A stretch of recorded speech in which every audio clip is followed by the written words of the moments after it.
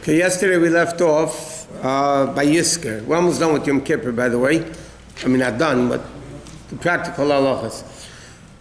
So there's a custom that on Yom Kippur, like you do every Yom Tov really, you say Yizkor. Now Yizkor is a memorial for the parents or the relatives that are deceased. Now, the main part of Yizkor, believe it or not, it says in halacha, is the tzedakah that you pledge at the time of Yizkor. That's the main part of Yizkor. Now, it says in halacha, you give it also for the schus of the parents that are in, or relatives that are in Gan Eden. And the reason for that is, it says in halacha, it's Yom Kippurim is plural. Yom Kippur is singular, that refers to kapara for the living. Yom Kippurim, plural, it says in Shulchan Aruch. So there's kapara not only for the living, but also for the people in Gan Eden to help them go to higher levels in Gan Eden. So there's a lot of different minhagim if somebody has, so if you lose a parent, the first year, some people go out for Yizkor. Or let me go back a little bit to explain something. People that have parents, both parents, walk out during Yizkor. Okay, as everybody knows, the people go out during Yizkor. The reason why you go out during Yizkor, it says in halacha, because it's an ayin hara. You know, people will say, oh, you're in shul, this person's saying Yizkor, this person has parents, we're afraid of ayin hara. So out of sight, out of mind, those people that have parents walk out of shul, and that's it. Now what happens if somebody just lost a parent that year? So there's different customs. One custom is they go out. One custom is, this is all in halacha. One custom is they go out. One custom is they stay in and they say Yizkor. Chabad custom that Rebbe writes is we stay in, but we don't say Yizkor. Because Yizkor means to remember. Obviously you're in that year, you're remembering. So our custom is if somebody loses a parent within the last year, they do not, and the other parent's still alive, because if they're missing a parent anyway, then they stay in for the other parent. But even let's say somebody, let's say lost a mother years ago, and now they lose a father that year, God forbid. So they say Yizkor for the mother, but not for the father. Okay, because the first year our custom is we don't say Yizkor, and you also give tzedakah. Why is there no ayin hara with like Kaddish? Why is this? Kaddish is a chiluk of tefillah. So what Yizkor? No, Kaddish, you say, there's a lot of Kaddishim people say. Al Yisrael has nothing to do with, a person with parents could say Al Yisrael. I mean, there's so many different Kaddish, just Kaddish. What? Just Kaddish. It's not a kosher even hard. You have a chiv to say Kaddish. Here it's a minhag to say Yizkor, and those people don't have to say it. They can walk out. You can't walk out in the middle of Kaddish because you have to answer Amen. Kemal Rachman has nothing to do with it. Kemal Rachman has nothing to do with it. Why can't we say Yizkor every week? Why does it have to be said? By the way, we do say Yizkor every week. The Over Rachmim that we say before Musaf, it says, Al Rebbe brings on Shulchan Aruch, it's like a mini Yizkor that we say every Shabbos to the people that died, and so on and so forth. But then, if there's no Tachlin, you don't say Over Rachmim. But there is a Yizkor, every Shabbos to a certain extent. Now, there's an interesting story, by the way. There was with Rav Shmuel Munkes, a big chassid of the Alter Rebbe, who was a jester, as they call it in English. But a lady once was very pregnant and the baby refused to come out. Baby just refused to come out. So somebody told her there's a great tzaddik, the Alter Rebbe, she should go to him and ask for a bracha. So she came into the Beis Medrash of the Alter Rebbe this afternoon, and there was a chassid davening. So she thought, who would be davening? Must be the Alter Rebbe davening. It happened to be Rav Shmuel Munkes. So she came over to him and she said, Rebbe, I'm asking for a bracha that my baby is doesn't want to be born. So he said to her, go home, say Yizkor 7 times, and the baby will be born. She said, thank you very much. She went home, she said Yizkor 7 times, and the baby came out.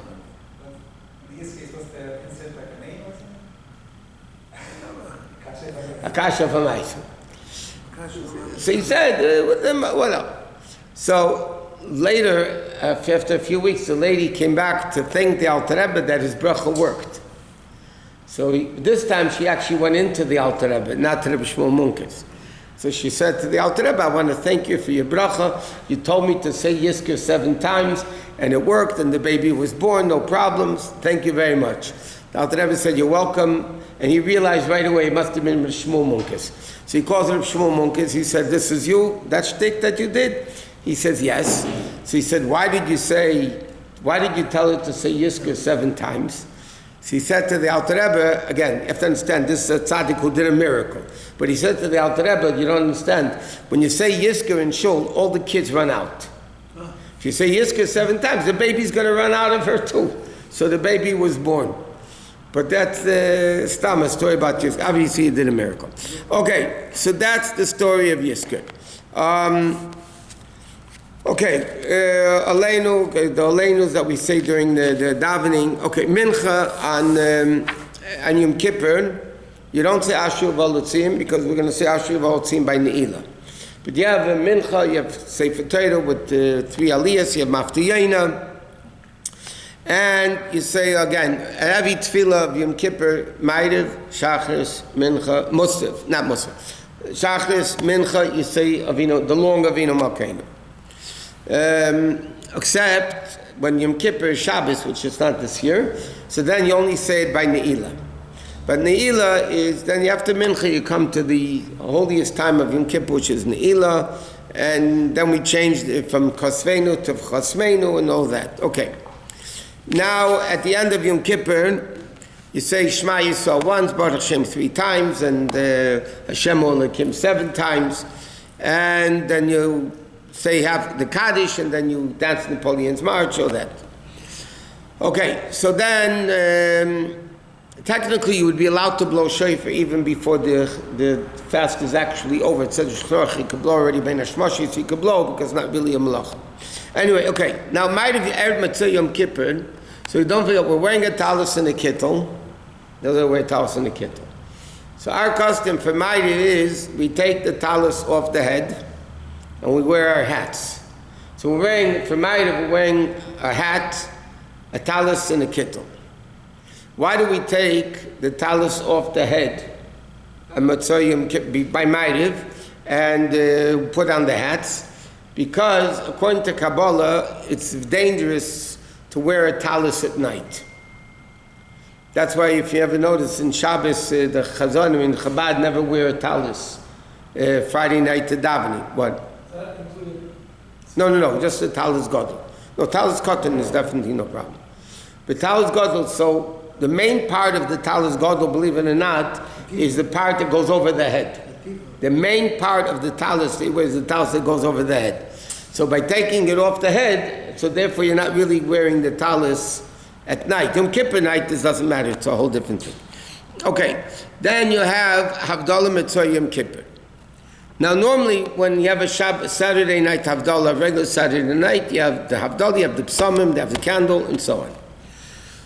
Yom Kippur, if it's during the week, like this year, Yom Kippur is Thursday, right? So Thursday night you make Havdalah before you eat. So you have, you don't make psalmim, because psalmim is only on Saturday night. But normally, by Havdalah Yom Tiv during the week, we don't say a brach on the candle or the psalmim. But Yom Kippur, we make a bracha on a candle. But we only can make it, this is the Alter Rebbe Paskins, even B'Shas Adchak, you can only make it on a candle that was lit from before Yom Kippur. It's called Ner Sheshavas, a candle that was lit from before Yom Kippur, that was lit for 24 hours. Then you light the Havdalah candle from that candle, and you put both candles together, and you make the bracha b'reish. Why do we do that mitzvah Yom Kippur, not any other Yom Tiv? Because every other Yom Tiv, you're allowed to use fire. You can't create fire, but you can extend fire. You can cook, you can light candles. Yom Kippur, 24 hours, we didn't benefit at all from any fire. Because Yom Kippur like Shabbos. So, it's not, and Saturday night, fire was created. I mean, the other shouldn't rub 2 stones together. But Yom Kippur, we're doing it to make a bracha on the fact that we didn't have fire for 24 hours. So therefore, it has to be on a candle that was lit for 24 hours. It was called Ner Sheshavas. and then you make a Beir Me'esh. If you don't have such a candle, the Alter Rebbe holds you don't make a bracha Beir Me'esh. If you don't have a candle that are pre-existing, what? You light it from a Yizkor candle, usually not. You could light it from a Yizkor candle. Some people question if you could light it from the shul candles, not these candles. The shul candles, because they're not made for light, they're made for covet. But the bottom line is you could light it from them if you have to. Another important din, Mitzvah Yom Kippur, is it says that you start already talking about the sukkah. Either start actually building the sukkah or at least talking about the sukkah, because we want to show that we're already going into other mitzvahs right away from Yom Kippur. In fact, it says in Shulchan Aruch that the day after Yom Kippur, you're supposed to wake up early to shul. Supposed to wake up early to shul, that the Satan shouldn't come and say, we're lazy in mitzvahs, so we get up especially early. Now, Mitzvah Yom Kippur, the day after Yom Kippur. In Kabbalah it's called Gotz Nomen. Shem Hashem is called Hashem's name. There's a whole explanation both according to Nigla and Chassidus and Kabbalah why it's called this from the Baal Shem Tov. It's called Gotz Nomen. It's called Hashem's name. It's one of the 4 days between Yom Kippur and Sukkot. It's corresponding with the name of Yom whatever. So you'll be leaving at 6 a.m.? Huh? You'll be leaving at 6 a.m. No. That's the middle of the night. So you get up in the morning, not the middle of the night. Now, Mitzvah Yom Kippur, by the way, is a Yom Tif. In halacha it says you should go home after the fast. You should have meat.